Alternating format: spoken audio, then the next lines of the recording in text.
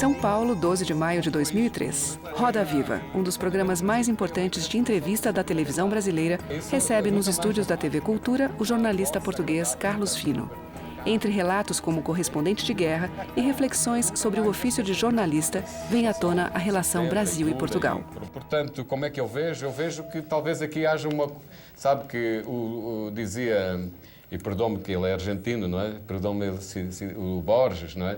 Dizia que os países, como os indivíduos, têm um destino que desconhecem. Talvez o destino desse episódio tenha sido vir aí para mostrar que tem que haver mais ligação entre Portugal e Brasil. Desde então, Paulo Marcum e Carlos Fino trabalham na ideia de criar uma série de televisão que discutisse o que aproxima e o que distancia os dois países. Assim nasce Brasil e Portugal, lá e cá. Pra gente tem uma coisa, quando vem a primeira vez, que é no sentido curioso de descobrimento, né? A gente, as margens do Tejo. O rio Tejo entra no oceano. Foi como se eu visse meu nascimento.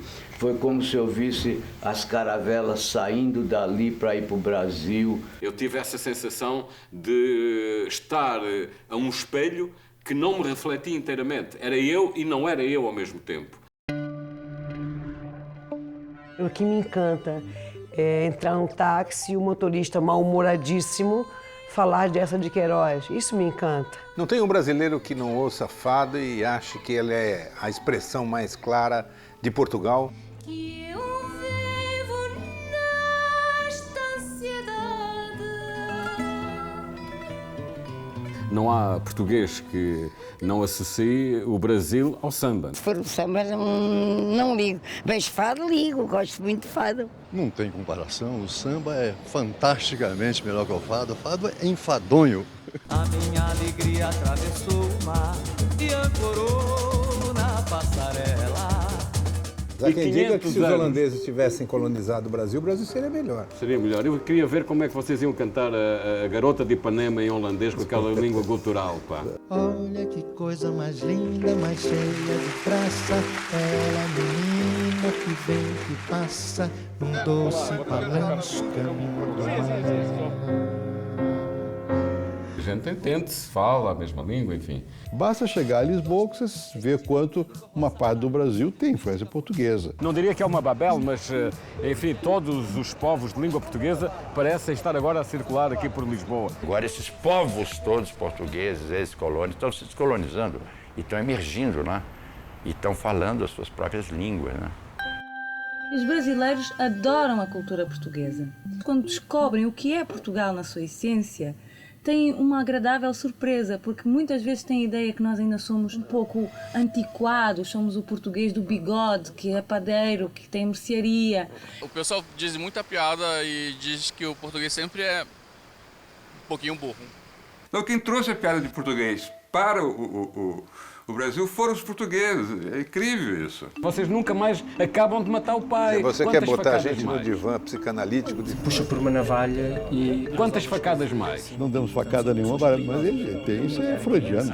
Eu não concordo com essa linguagem. Na verdade, não é pai nem filho mais. Na verdade, nós somos irmãos. O povo brasileiro tem um enorme carinho em relação a Portugal. A relação entre pai e filho não é relação só de amor. É mais complicado.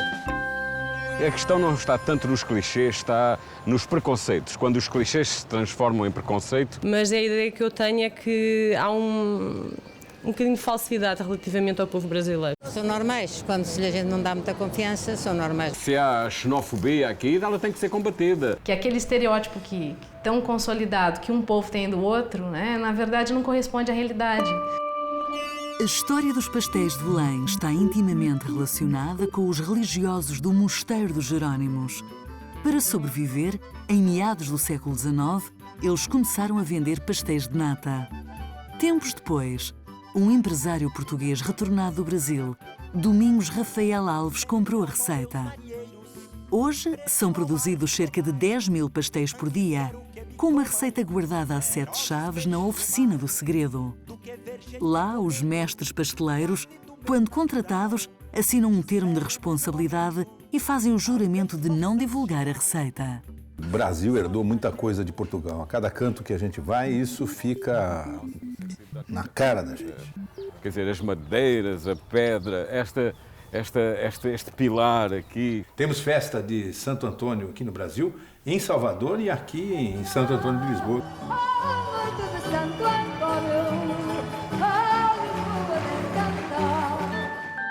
O primeiro movimento de globalização do planeta, da economia planetária, foi esse movimento das grandes navegações, né? Portugal foi quem uniu os pontos separados que havia no mundo. Quanto mais globalizado, mais importante é essa característica própria de cada um, não é? Se, por exemplo, um brasileiro vier a Portugal e for ao Rossio comer um hambúrguer, não se vai lembrar disso. Mas se for ao Rossio beber uma ginginha, provavelmente vai se lembrar disso. É o caos, é a mutação. Voltar atrás, pisar, dar um passo em frente, manipular os olhos de outra geração. Terá que ser, vai ter que ser a evolução, pois é.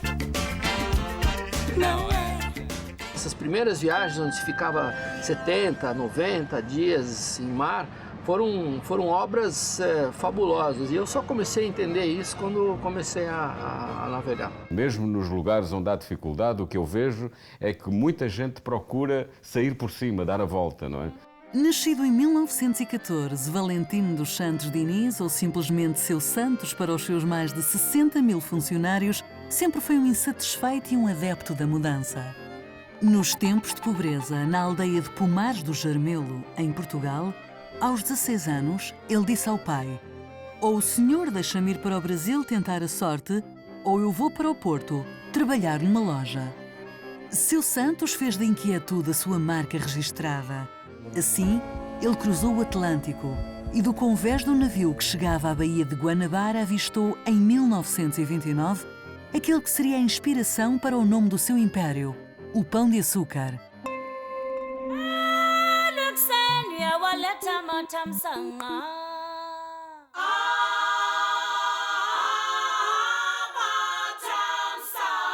Temos que deixar de pensar em Portugal e nas ex-colónias como colonizador e ex-colónias. Para Portugal se desenvolver, precisava-se libertar das teias do Império. O povo é quem mais ordena,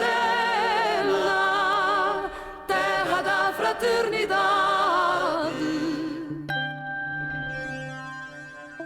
Tudo foi muito bem pensado. E é isso que eu admiro na colonização portuguesa no Brasil. Seu livro fala numa corte corrupta, num príncipe medroso, numa rainha louca, e ainda assim eles enganaram Napoleão? É verdade. Esse soberano consegue fazer uma grande transformação na história de Portugal e do Brasil ao fugir de Napoleão. É daí que vem a expressão ficar a ver navios.